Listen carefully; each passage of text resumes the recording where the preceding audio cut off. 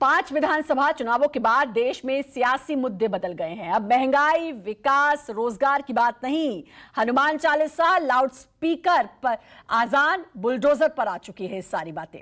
महाराष्ट्र में हनुमान चालीसा पर हंगामा करने और करवाने वाले अब सुर्खियां बटोर रहे हैं। नवनीत राणा और रवि राणा की जेल में पहली रात गुजरी तो आजान पर आज गृह मंत्री दिलीप वलसे पाटिल ने सर्वदलीय बैठक की, जिससे राज ठाकरे और बीजेपी ने अपनी दूरी बनाई हुई है। तो दिल्ली में अब जहांगीरपुरी के बाद 4 जगहों पर बुलडोजर चलाने की तैयारी है। सीए के विरोध में धरना देने वाली जगह शाहीन बाग, ओखला और जामिया है। साथ ही श्रीनिवासपुरी में नीलकंठ शिव मंदिर पर बुलडोजर चलाया जा सकता है। इस जगह पर हमारे रिपोर्टर्स मौजूद हैं और हमारे रिपोर्टर्स आपको ग्राउंड जीरो से पूरी रिपोर्ट देंगे, लेकिन उससे पहले उनकी एक रिपोर्ट। जहांगीरपुरी के बाद एमसीडी एक्शन में है। एमसीडी का अब कहना है कि दिल्ली में जो भी अवैध निर्माण हुआ है, इंक्रोचमेंट हुआ है, उसे सभी को तोड़ दिया जाएगा, हटा दिया जाएगा। सवाल ये उठता है कि आखिर जब अवैध निर्माण हो चुका है, आखिर उन अधिकारियों पर पहले कार्रवाई क्यों न की जाए, ऐसा जो लोग हैं वो सवाल पूछ रहे हैं। इस वक्त हम मौजूद हैं शाहीन बाग के एक दूसरे हिस्से में। यहाँ पर भी लोग जो हैं यहाँ पर अपने अपने घरों में रहते हैं। ये गरीब तबका है जो झुग्गी झोपड़ी बनाकर यहाँ पर रहता है। लोगों के मन में डर भी है, सवाल भी है कि आखिर ये बरसों से यहाँ पर रह रहे हैं और एमसीडी का अगर बुलडोज़र चलता है तो ये अपने परिवारों को लेकर कहाँ जाएंगे। एक तरफ कोरोना की मार थी, कोरोना से अब लोग लड़कर बाहर निकले हैं और अब जिस तरह से कार्रवाई की बात कही जा रही है, इससे लोगों में एक डर बना हुआ है। आपसे आपका शुभ नाम जानना चाहेंगे और क्या वाकई में डर है? और डर तो है यार, और क्या डर, यही डरना है। बताओ, यहाँ रह रहे हैं बहुत दिनों से, अब टूट जाएंगी तो दिक्कत होगी ना, होगी परेशानी तो होगी ना, होगी परेशानी तो होनी ही। और क्या, हम तो गरीब हैं, हमें क्या लेना है? हमें तो वही कमा रहे हैं, खा रहे हैं, उतना ही हमारा है, और क्या लिखा है, और कुछ नहीं है भाई। हाँ भैया बताइए, बोलिए। क्या बोले, हम लोग तो गरीब आदमी हैं, कमाते हैं, खाते हैं, रहते हैं, बस। गरीब आदमी हम लोग कहाँ जाएंगे? बस हम कहीं किराया देते हैं, कहीं तोड़ेंगे तो हम कहाँ जाए? गरीब आदमी हैं, परेशानी हमको बढ़ेगा, बाल बच्चे लेकर हैं, बीमारी है, ये सब है, सब कुछ देखना पड़ता है। तो गरीब आदमी हैं हम लोग, कहाँ जाएंगे? तोड़ देने के बाद भटक जाएंगे। सर देखो, ये तो गलत चीज़ है तोड़ना का। हम लोग गरीब इंसान है, जैसे भी रह रहे हैं, सुख से रह रहे हैं। अब ये तो सरकार की नियम जैसे भी उनका पालन, अब हम कर भी क्या सकते हैं इस चीज़ में? बताओ, रोड पे सोएंगे, फुटपाथ पे सोएंगे, क्या करेंगे आप बताओ? ये बात सरकार को सोचना चाहिए ना, कि जनता को सोचना चाहिए कि हम लोग कैसे रह रहे हैं। आके हालत देखो हमारी कैसी हालत हम लोगों की। अब इसे भी तोड़ देंगे तो जाएंगे कहाँ हम? ऐसे में लोगों का यही सवाल है कि अचानक आनन फानन में इस तरह से अगर अवैध निर्माण को तोड़ा जाता है, लोग ये भी मान रहे हैं कि अवैध निर्माण को तोड़ा जाए, लेकिन सवाल ये भी खड़ा करते हैं कि वो अधिकारी जिन्होंने इतना बड़ा इंक्रोचमेंट होने दिया, उन्होंने पैसे लेके घर बनाने दिए और अचानक अब कार्रवाई की बात कही जा रही है, तो आखिर कितनी जायज़ है? कैमरामैन संजय राहुल के साथ दीपक दुबे, न्यूज़ 24 दिल्ली। और सीधे रुख करेंगे देवेंद्र फडणवीस की प्रेस कॉन्फ्रेंस का। हे स्पष्टपणे सांगतो, तर आम्ही लोकशाही मानणारे लोक आहोत, लोकशाही पद्धतीने आंदोलन करतो। आमच्याशी ठोकशाहीने वागाल, उत्तर तसंच उत्तर। हे आता सरकारने ठरवायचं आहे। कायदा आणि सुव्यवस्था राखण्याची जबाबदारी ही सरकारची असते, ती सरकारने पाळली पाहिजे। आणि जोपर्यंत भोंग्यांचा प्रश्न आहे, त्या संदर्भात अतिशय स्पष्ट भूमिका आमची आहे। माननीय उच्च न्यायालय, सर्वोच्च न्यायालयाने जे निर्णय दिले आहेत, त्या निर्णयांचं तंतोतंत पालन केलं पाहिजे। पूर्वी नवरात्रामध्ये आम्ही रात्रभर जागरण करायचो, नवरात्रामध्ये आम्ही रात्रभर गरबा करायचो, नवरात्रामध्ये रात्रभर भजन व्हायची। किंवा कुठलाही हिंदूंचा सण, मग तो गणपती असो, रात्री 12 वाजेपर्यंत 2 वाजेपर्यंत गणपतीचे कार्यक्रम आम्ही करायचो। ज्या क्षणी सर्वोच्च न्यायालयाने सांगितलं की 10 वाजेनंतर माईक चालणार नाही, आम्ही कोणीही तक्रार न करता, खळखळ न करता थेट त्या ठिकाणी त्या दिवशीपासून तो निर्णय मान्य केला. ज्या 15 दिवसांमध्ये सूट मिळते त्याच 15 दिवसांमध्ये 12 वाजेपर्यंत आम्ही ते चालवतो, त्याशिवाय चालवत नाही. इतकंच नाही तर 100 वर्षाची परंपरा असलेल्या पुण्यामध्ये देखील विसर्जनाच्या मिरवणुकीमध्ये देशी वाद्यांच्या व्यतिरिक्त काही वाजवत नाही. मग जर अशा प्रकारची सुप्रीम कोर्टाचा आदेश हा हिंदू समाज मान्य करत असेल तर तो आदेश इतर सर्व समाजानेही मान्य केलाच पाहिजे असा आमचा आग्रह आहे. त्यामुळे या संदर्भात सर्वोच्च न्यायालयाच्या आदेशाचं पालन या राणेसाहेब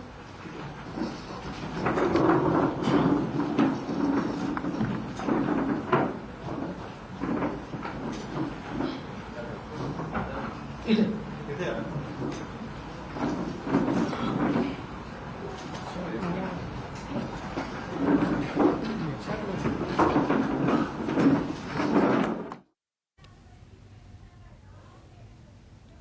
हनुमान चालीसा पर विवाद और अब बढ़ गया है. एनसीपी कार्यकर्ता फहमीदा हसन ने मांगी पीएम आवास के बाहर हनुमान चालीसा पढ़ने की इजाजत. फहमीदा हसन ने गृह मंत्री अमित शाह को चिट्ठी लिखी और कहा पीएम आवास के बाहर वो हनुमान चालीसा पढ़ना चाहती हैं.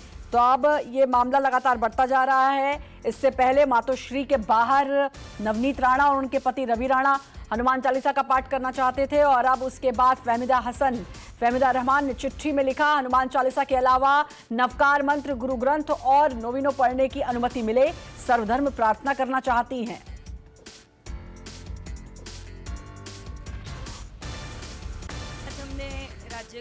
हमारे देश के गृह मंत्री जी अमित शाह जी को मैंने एक परमिशन लेटर मांगा है कि हमें भी पीएम निवास के बाहर हनुमान चालीसा है, दुर्गा चालीसा है, नवकार मंत्र है या हमारी अजान है, गुरु ग्रंथ साहिब है या नोविनो है, मैं सब कुछ करना चाहूँगी. अगर हमारे देला ये सब चीज़ों से होता है तो मैं ये शांति हमारे देश के लिए करना चाहूँगी.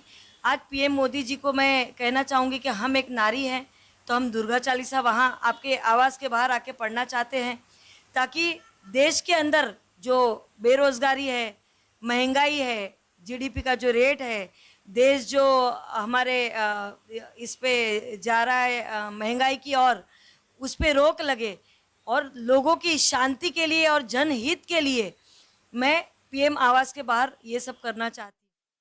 और इसी के बीच एक बार फिर से रुक करेंगे देवेंद्र फडणवीस की प्रेस कॉन्फ्रेंस की.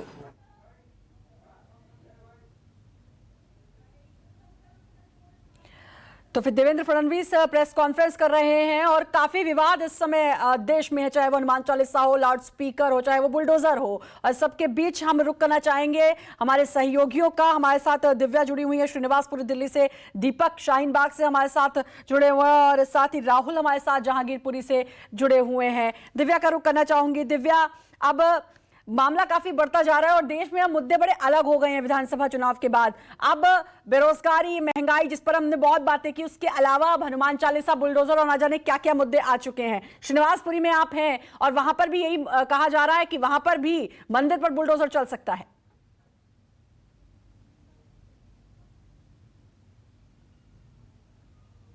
बिल्कुल. देखिए श्रद्धा, नीलकंठ महादेव मंदिर श्रीनिवासपुरी में अचानक सुर्खियों में इसलिए आ गया क्योंकि देखिए मसला क्या था. एक ये प्रशासनिक कार्रवाई थी. दिल्ली में 6 ऐसे इलाके हैं दक्षिणी दिल्ली में जहां पर केंद्रीय एजेंसियों द्वारा पुनर्विकास का जो काम है, रीडेवलपमेंट का जो काम है, वो चलता जा रहा है, काफ़ी समय से चल रहा है. और उसी के फॉलो अप में इस मंदिर को जो है वो भी हटाया जाना था. और हाईकोर्ट पहले ही कह चुका है कि जहाँ पर मूर्तियों की स्थापना है उस जगह को नहीं हटाया जाएगा, लेकिन बाकी का जो एरिया है चूंकि वो सरकारी जमीन पे बना हुआ है इसलिए वहां हटाया जाएगा. ये एक प्रशासनिक कार्रवाई थी. लेकिन अचानक से ही जो है वो राजनीतिक पार्टियों ने अवैध निर्माण को एक राजनीतिक मुद्दा बना दिया. इसके अभी फिलहाल की अगर मैं अपडेट दूं तो अभी हमारी बात हुई है श्रीनिवासपुरी में फिलहाल बुलडोजर एक्शन नहीं होगा, लेकिन साउथ दिल्ली एमसीडी के मेयर मुकेश सूर्यान ने न्यूज 24 से कहा है ओखला, शाहीन बाग, मदनपुर खादर और तिलक नगर वेस्ट को चिन्हित किया गया है और वहां पे 1 या 2 दिन में बुलडोजर एक्शन हो सकता है। देखिए ये बड़ी बात वो कह रहे हैं, पहले एमसीडी जब कार्रवाई करती है तो लगभग 1 या 2 दिन तक एरियाज को चिन्हित करती है, वहां उनके जो कमेटी मेंबर्स है वो जाते हैं और देखते हैं कि वहां कोई अतिक्रमण है या नहीं। और एमसीडी ने ये भी साफ कर दिया है कि अगर सड़क पे कोई मेज, कुर्सी या किसी भी तरह का अतिक्रमण होगा तो उसके पहले नोटिस नहीं दिया जाएगा। यानी कि जगह जगह ये हालात हैं। श्रीनिवासपुरी से दिव्या लगातार हमें पूरी जानकारी दे रही है। दीपक का रुख करना चाहूंगी, दीपक दुबे भी हमारे साथ शाहीन बाग से जुड़े हैं। दीपक, आप तो उस जगह में हैं जिस जगह पर महीनों काफी हंगामा हुआ था, शाहीन बाग, और कुछ देर पहले आपकी रिपोर्ट भी हम देख रहे थे और अब ये कहा जा रहा है कि वहां पर भी बुलडोजर चल सकता है।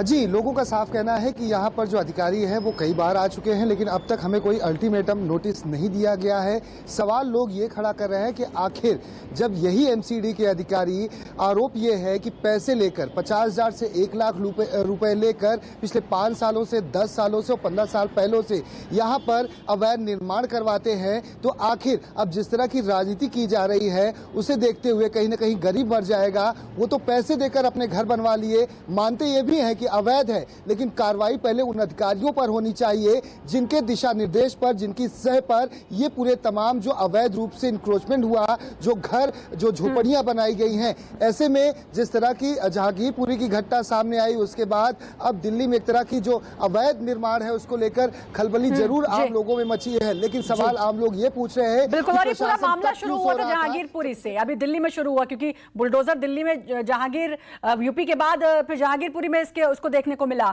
हमारे साथ राहुल प्रकाश जुड़े हुए हैं। राहुल, जहांगीरपुरी का माहौल अभी क्या है, क्योंकि कुछ दिन पहले बुलडोजर एक्शन में नजर आया, फिर सुप्रीम कोर्ट से रोक भी लगाई गई।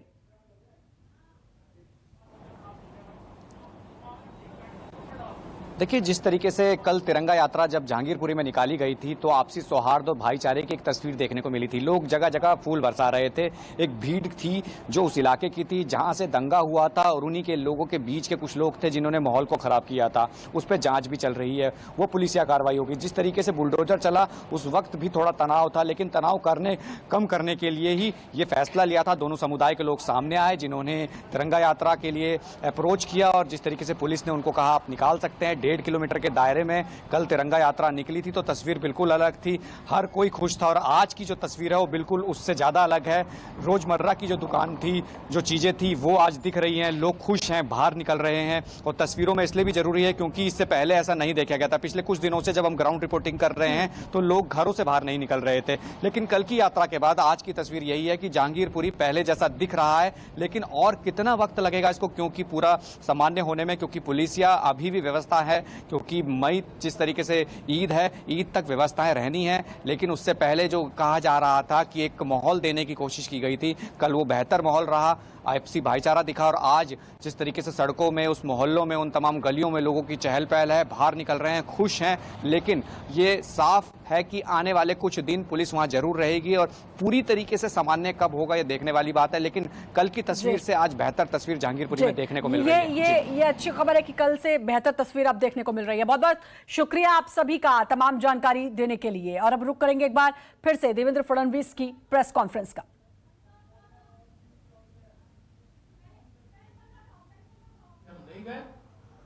जहां तक लाउड स्पीकर का सवाल है, हमारी भूमिका स्पष्ट है। सुप्रीम कोर्ट और हाई कोर्ट के आदेशों का पालन होना चाहिए।